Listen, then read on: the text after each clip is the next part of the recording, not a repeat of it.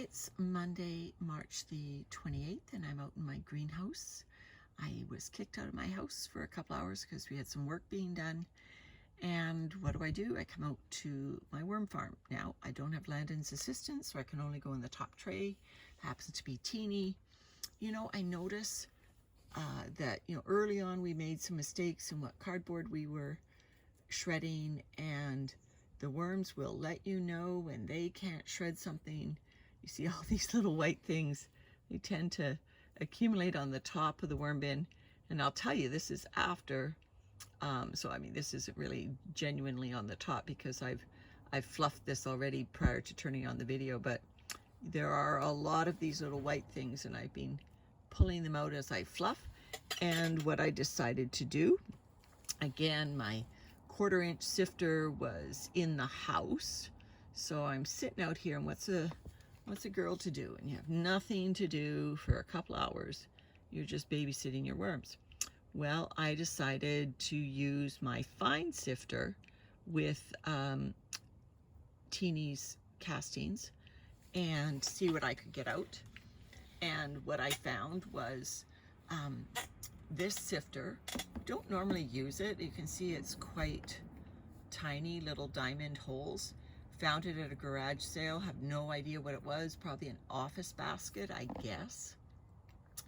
And I've been using it as a sifter, but like I have said in previous videos, I tend to harvest partially and then sit the castings for quite a while to finish, and I'm happy with the 1/4-inch. The 1/4-inch, the cocoons go in, some smaller worms go in, and by the time I use the castings in a month or so, they finish up beautifully. Well, today I decided to sift this. I did not touch the toilet paper area where I showed you last time, so that is still intact, but I just took handfuls of this, ran it through my sifter, and this is what I came out with. So, it's beautiful. It's beautiful, light and fluffy.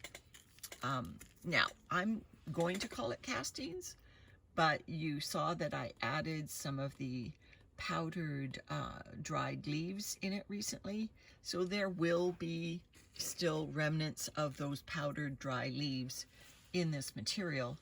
But similar to my vermicompost, I'm now going to add this to one of my totes where I store finished or finishing castings, and the microbes that are in there, as well as I can see a few wisps made it through, and if you look carefully, there's a cocoon that made it through.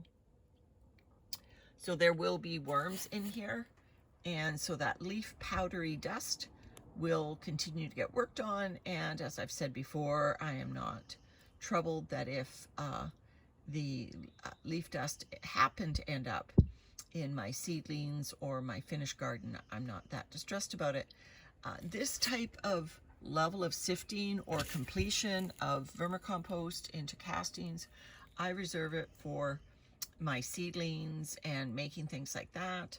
The 1/4-inch screened material, even though if I leave it long enough, it eventually looks like this, I have no problem adding it to containers or my garden itself prior to reaching this level of granularity. This is beautiful, by the way. It's absolutely beautiful. Haven't used this sifter for a long time.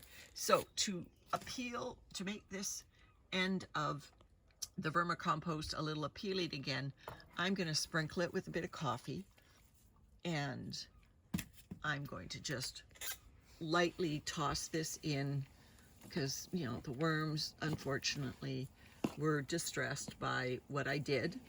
And when I found worms in this fine strainer basket, I always threw them into the toilet paper end. So this is just put a little bit of coffee in here. If you remember, there's a little bit of manure in here, as well as my aged bedding. So these worms now, I'm going to leave them alone. I'm going to cover them up with their blankets, and I'm just going to absolutely leave them alone to get on with finishing up this vermicompost. So there we go. That's Teenie. A very partial harvest. Probably took out I would say just over half a gallon worth of castings that I will now retire to a tote and let them finish off for my plants. Thanks everyone, bye.